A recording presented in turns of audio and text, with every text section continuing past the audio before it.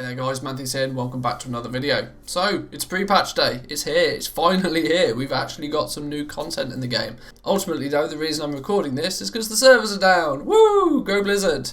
I would love to be able to log on right now, but I just can't, so I thought I'd get this video out to you and give you a little bit of a first impression of exactly how pre-patch has gone for me and what you could potentially expect when you get to log in. We did a little bit of a stream of it today and we got to test a few things, and I wanted to just give you an overview of my first impressions of those here now. So, first thing on my list, got to talk about this one, the relics. The relics have been, let's say, I'm not going to use the word nerfed because I don't believe they are nerfed. I believe they've been hotfixed to what they were on the beta, even more so. A lot of you guys will be aware that the relics recently had a change to need some vendor materials being added to them to make them, to be able to craft them, which kind of annoyed a lot of people because it completely wiped out the vendor shuffle possibilities. Basically made the cost of crafting those relics way above what you'd ever get for then applying it to a piece of gear to be able to vendor. But they've gone even further. They've tweaked and adjusted the levels that you get for them. To give you an example, a Relic 5 used to, at least on the beta, a Relic 5 would require an item level. Require a level of 50 to use it, but would give you an item level of 87. It's now been tweaked and adjusted, so it only requires you to be level 47, which is a bonus, but with the downside of that it's brought the item level down to only 54. Now, what does this mean for a lot of people? Well, it means that they think it's been heavily nerfed even further. In reality, it's not so much the case. If you log on to your character now, you can look at your characters and they're rolling around with item level 100, 120, depending on how geared you were. But that is because you've done an entire end game progression on that character. If you were to level a brand new character and to ding level 50, fresh level 50 gear is only going to be between item level 50 to maybe 65 at best. So bringing the relics down to requiring item level 47, requiring level 47, but only giving you an item level of 54 is actually still quite balanced for their intended purposes. Their intended purpose, of course, being to allow you to fill in those gaps in your gear that you may have left over from leveling, from going from one leveling bracket to another. So, yeah, relics, it's going to annoy people a little bit, but unfortunately it is just the case. PTR is PTR, beta is beta. Not everything always makes it to live the way that it was sort of somewhat advertised. Some other cool things though. We have gathering is actually now a potentially viable way to level your character. In BFA, we were able to pretty much gather about 100 to 120 nodes of materials and you'd get the best part of a level of experience out of doing that. It somewhat feels similar right now, but of course there's the advantage that we only have like 50 to 60 levels to do in its entirety, which meaning you can actually go back when you add on top the rested experience bonus that you gain, you get the heirlooms reducing the amount of rested experience that you use. There is the potential to get a good couple of levels out of your rested experience very quickly just by gathering. I jumped into Pandaria, I did some ghost iron ore farming, and I was picking up levels at a rate of about an entire level every 8 to 12 minutes. It was pretty quick, pretty fast. Good way to make some gold going forward. Throw some gathering professions on your alts, get them leveled up nice and quickly. Some auction house news. Yes, the auction house, expect it to be a little bit laggy. The auction house is going to be under heavy fire over the next few days as everybody piles back into the game and everybody tries to buy and sell a whole bunch of stuff.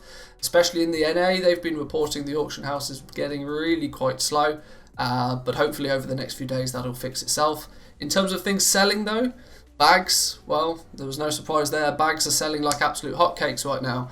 Your Ember Silk bags, your Netherweave bags, even Hexweave bags, a whole bunch of variety of different bags. Get them on the auction house. There's a really good chance they're going to sell at a much higher rate than what you're used to right now. Simply because, well, we've had a level squish. There's a whole new leveling process. People haven't got Shadowlands content to do, so what are they going to do? They're going to level new characters. I spent only a few hours out today in the new Chromie Time leveling system, and there was hundreds of players leveling. Those players are all going to need bags, especially if you've come through Exiles Reach. We did Exiles Reach today. Exiles Reach is feeling pretty smooth. Still a couple of bugs and a couple of tweaks in there, but overall pretty smooth.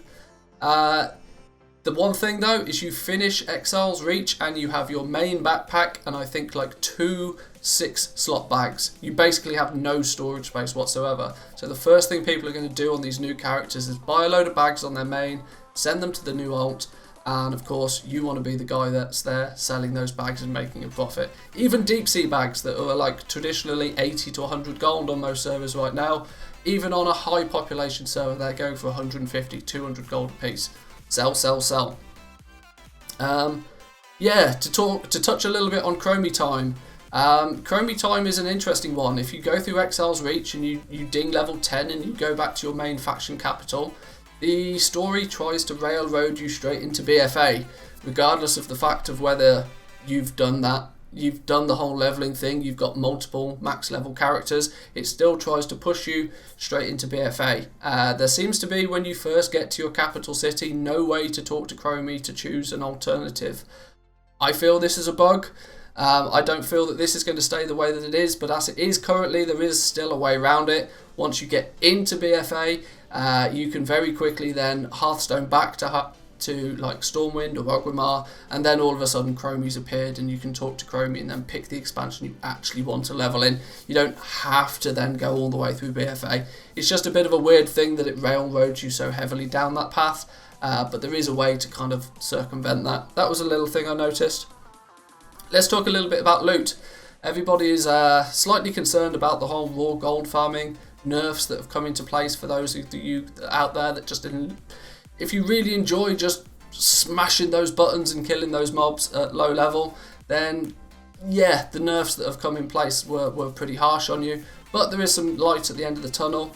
Classic dungeon loot seems to have had quite a bit of a readjustment, almost to the point where I feel it's a little bit too powerful and I think they might need to dial it back.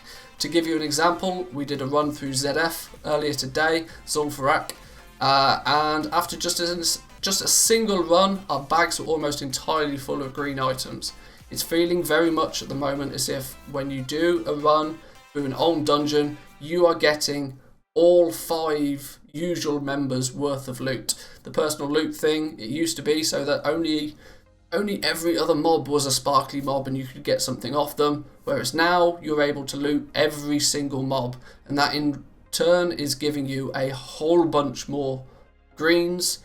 So if you're there for transmog purposes, you're likely to stock up your transmog collection very, very fast. Likely meaning that we're going to see a huge diminishing price on a lot of the old world transmog items, but let's see if this stays in the game or whether Blizzard tweak it. In the long term, if Blizzard decide that hang on, this is maybe not the case, you might actually be able to snag yourself some good gear pretty quickly. Jade pieces, glorious pieces were dropping all over the place. I heard reports of already this morning, so there's some good transmog possibilities out there for you. What else have we got? Yeah, and the last thing I should really touch on is that the raw gold in itself from the old raids seems to have been boosted quite heavily. People have been spending some time on the Isle of Giants, people have been doing some Pandaria, LFR raids, and they've actually noticed that the amount of gold that they're getting just from the trash has been heavily increased. Whether this is a side effect of the leveling squish, we're not entirely sure as of yet, but it means that for those of you that do enjoy running through those old pieces of content, all hope is not lost. There is still some good gold to be made out there. So then guys, I'll leave it there for today's video. That was just my short, quick first impressions of the pre-patch. I would love to be able to continue playing it, but until the servers come back up, I'm in the same boat as you, where I'm just kind of twiddling my thumbs and waiting. So good luck to you guys to getting onto the servers. Hopefully you don't encounter too many bugs yourself. If you do encounter bugs, let Blizzard know. It's the nice thing to do. It helps everybody out eventually. But I'm going to try and log back in, and I will see you guys next time. Peace.